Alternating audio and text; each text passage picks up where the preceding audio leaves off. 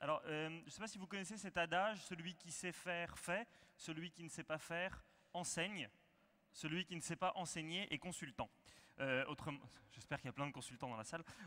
Autrement dit, c'est pas parce qu'on a forcément une connaissance tout de suite terrain qu'on est obligé de se lancer. Et c'est ce qui a poussé la Benjamine de l'édition 2013, alors qu'elle avait à peine fini ses études, à lancer un incubateur social pour futurs patrons. Elle s'appelle Lena Geithner et elle me rejoint tout de suite.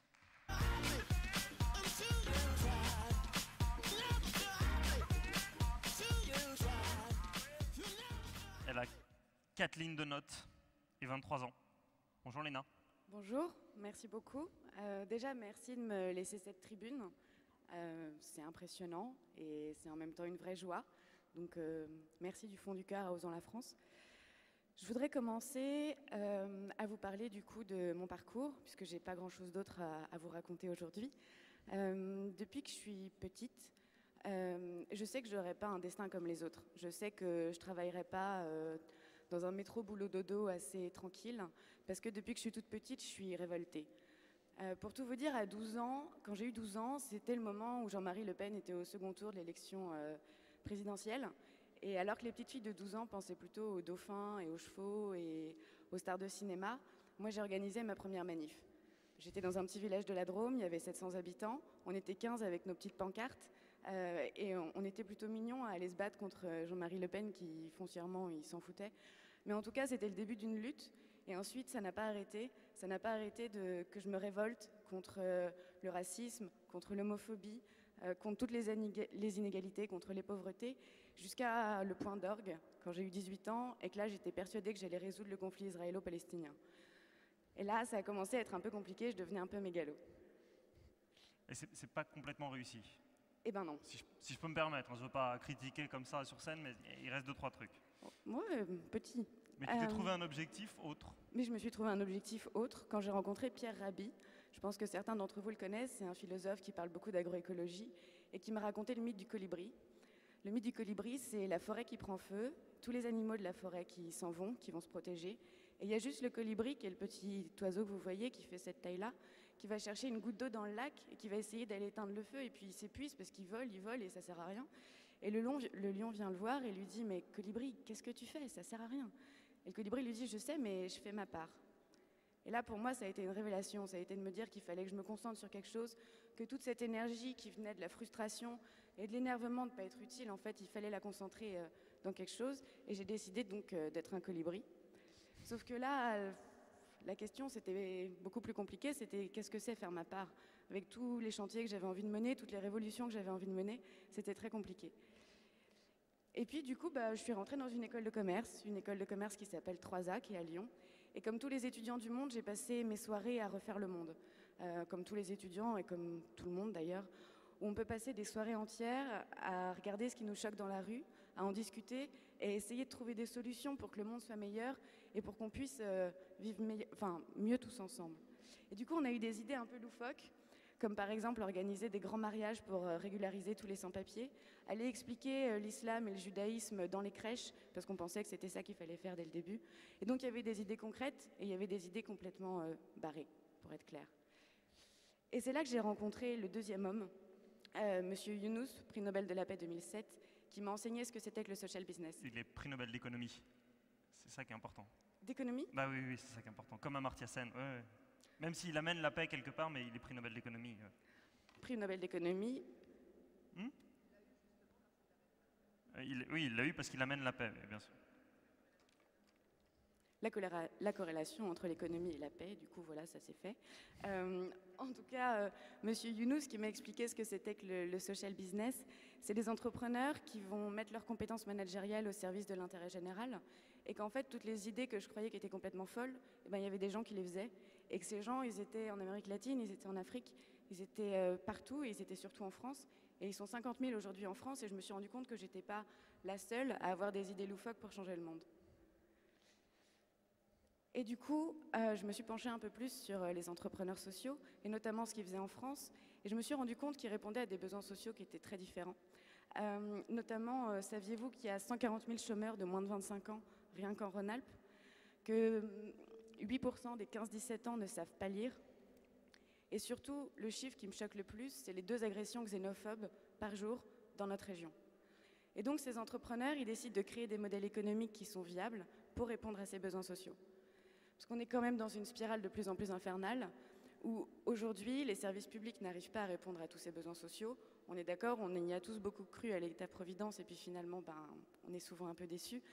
Et puis surtout, on n'arrête pas de nous répéter qu'il n'y a plus d'argent dans les caisses, et donc l'État diminue les subventions de plus en plus pour les associations, pour les Restos du Cœur, pour Emmaüs, pour toutes ces associations qui font un travail formidable. Et du coup, les inégalités ne sont que croissantes, la pauvreté ne fait qu'augmenter en France. Et donc, quand on comprend l'entrepreneuriat social, c'est juste une évidence. C'est de se dire, on va aller créer de l'argent, générer de l'argent pour répondre aux besoins sociaux, ne plus dépendre de l'État, ne plus dépendre des subventions, et juste être autonome dans la résolution des problèmes sociaux. Et en fait, en me penchant sur la question, je me suis rendu compte qu'ils étaient 100, moins de 30 ans, en Rhône-Alpes, qui avaient un projet d'entrepreneuriat social et qui voulaient se lancer. Et ils sont 100 à vouloir, je suis désolée monsieur Jacquet de vous contredire, mais ils sont 100 à vouloir rester en France parce qu'ils se sentent patriotes. Parce qu'il y a une génération qui se sent patriote, qui se sent fière de son pays, qui a envie de rester, malgré le fait que toute notre famille, et la mienne aussi me dit de me barrer, me dit de partir aux États-Unis, d'aller faire des grandes écoles, et que c'est là-bas qu'il y a du boulot, et que c'est là-bas qu'on me fera confiance. Et pourtant, moi je sens bien que c'est ici qu'est ma place, que c'est ici qu'il faut faire les choses, et que j'ai un rôle à jouer, si infime soit-il, et qu'on est nombreux à penser ça. L'autre chose, c'est qu'on est nombreux à penser qu'on a envie de gagner de l'argent dans notre vie, qu'on a envie d'avoir une réussite professionnelle, mais aussi de remettre du sens. J'ai eu mon bac en 2007, on en parlait tout à l'heure, c'était le début de la crise financière, et quand le prof d'éco, l'année de votre bac, vous dit vous savez, c'est vraiment la crise, c'est une crise sans nom, il ne va plus y avoir d'emploi, il ne va plus y avoir de croissance, ça ne donne pas vraiment envie de rentrer sur le monde du travail, et on est plutôt énervé contre nos parents et contre tous les gens qui ont fait un truc qu'en plus on ne comprend même pas, parce que la crise financière, j'ai beau avoir un master en finance, j'ai toujours pas compris ce qui s'est passé. Et du coup, ces jeunes-là, ils ont envie pas de faire mieux que les générations d'avant, parce que c'est pas vrai et on pense pas ça, mais en tout cas de faire différemment et de remettre nos valeurs au centre de nos actions.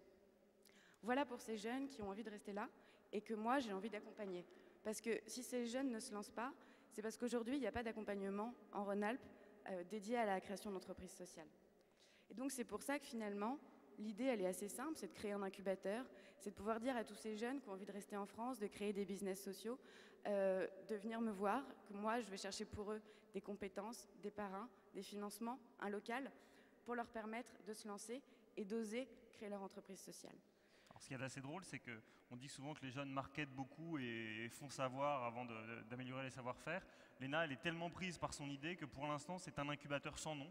Ça ne veut pas dire qu'il est anonyme, mais ça veut dire que tu t'es pas d'abord empressé d'avoir l'idée géniale. Donc on pourra peut-être lancer tout à l'heure un petit brainstorming ou un petit dreamstorming solidaire pour trouver un nom à l'incubateur de l'ENA. Ce serait formidable parce que justement, j'ai pas d'idée. T'as pas d'idée? C'est pas grave, l'important c'est d'avoir des idées pour l'incubateur. Pour le nom, c'est pas très important. Alors qu'est-ce qui se passe dans cet incubateur et puis on en est où? Parce que tout à l'heure, Denis Jacquet disait, il racontait cette anecdote avec Sarkozy en disant, bon, en gros, vous avez qu'à vous prendre par la main.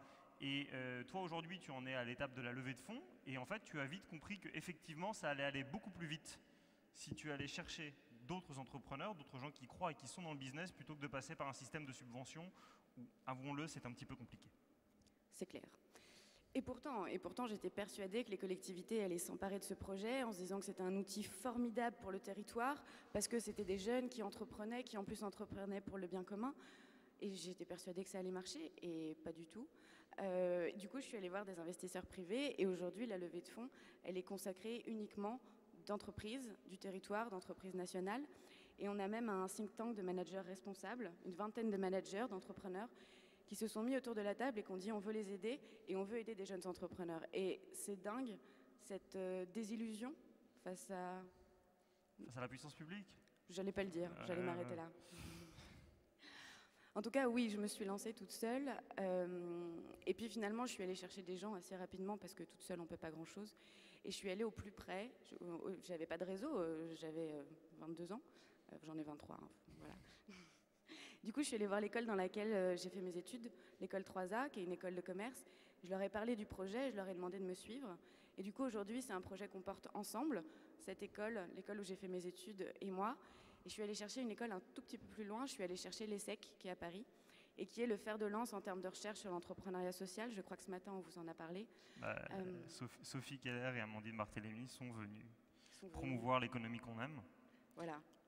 Et du coup, c'est grâce à l'ESSEC qui, au moment où eux voulaient dupliquer leur modèle sur le territoire et au moment où moi j'avais envie de me lancer, c'est cette rencontre qui a fait qu'aujourd'hui, cet incubateur, si j'arrive à finaliser ma levée de fonds, je suis à la moitié, j'ai un budget de 130 000 € et j'ai levé la moitié déjà, se lancera en décembre 2014. 2014 En janvier 2014. Voilà. Je t'ai fait gagner un an. Et donc, physiquement, cet incubateur, on sait où il sera et combien de projets seront accompagnés? Oui, alors il est au cœur de Lyon, il y a un espace de coworking de 100 mètres carrés qui est déjà opérationnel et qui accompagnera 10 entrepreneurs sociaux chaque année pendant 23 mois. On ne veut pas faire de la quantité, on veut vraiment faire de la qualité, donc c'est l'objectif. Voilà. Un petit mot de conclusion pour ceux de 23 ans qui seraient encore tentés de se barrer après t'avoir entendu? Bah, que c'est des cons. Ça me va très bien. Merci beaucoup, Léna.